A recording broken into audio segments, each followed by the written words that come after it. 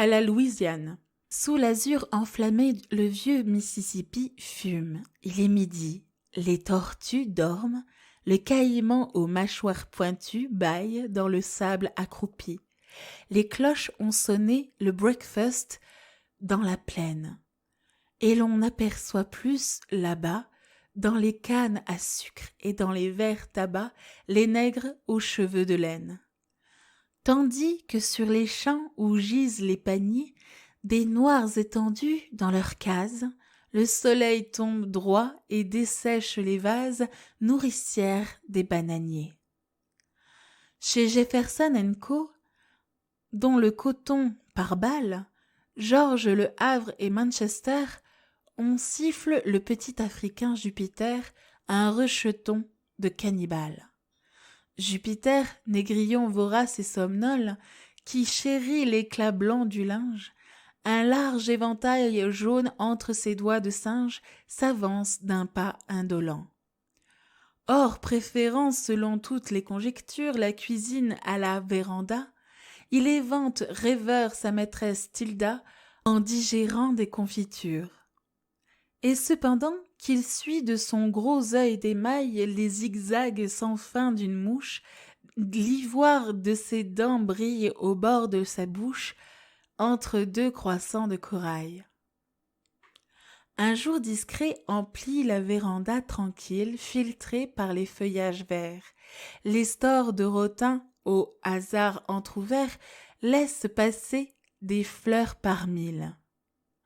Nul bruit, l'éventail bat l'air tiède et parfumé, avec un soupir monotone. Un griffon de Cuba muet se pelotonne, où s'étire un gras trop aimé. De splendides haras, de leur perchoir d'ébène, lancent assoupis des clins d'yeux sur l'enfant noir, objet de leur secrète haine, et sur le havanais soyeux. Un macaque chéri, jeune mais blasé, grave, comme au Sénat le président, crève plein d'insolence et du bout de la dent, la peau jaune d'une goyave. Au dehors, les crapauds se taisent dans les joncs mystérieux des marécages. Les moqueurs alanguis ont cessé dans leur cage de contrefaire les pigeons.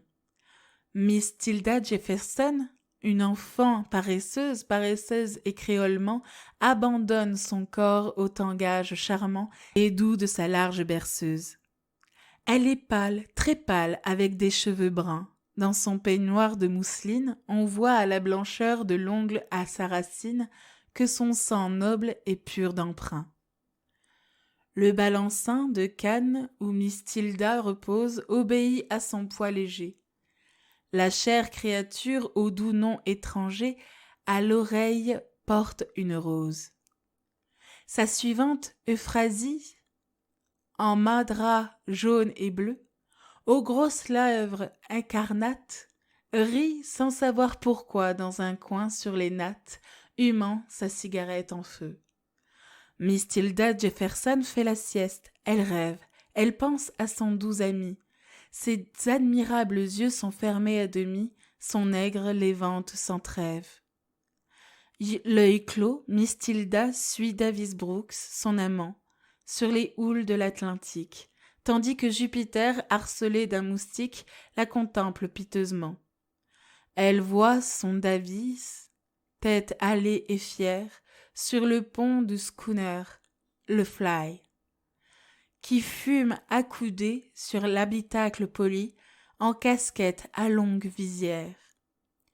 Le schooner roule et tangue, et ses mâts gracieux jettent leurs ombres sur les lames. Et l'ombre des huigniers, des espars et des flammes, David Brooks paraît soucieux. Miss Jefferson sourit. Le fin navire l'offre et s'éloigne. Ses doigts mignons s'agitent faiblement, délicats compagnons du sein qui tremble sous l'étoffe. Ainsi, sur l'océan où croise son amour, la blanche Miss Tilda s'égare, à laquelle ce soir, en brûlant un cigare, 30 planteurs feront la cour. Mais hélas, insensible à tant de poésie, Jupiter pousse un cri plaintif, et dans son coin obscur, toujours sans nul motif, rit la mulâtresse Euphrasie. Autour d'eux le chien blanc, les perroquets pourprés et le singe roux tous sommeillent. Le vent qui passe apporte avec un bruit d'abeilles l'odeur des ananas dorés.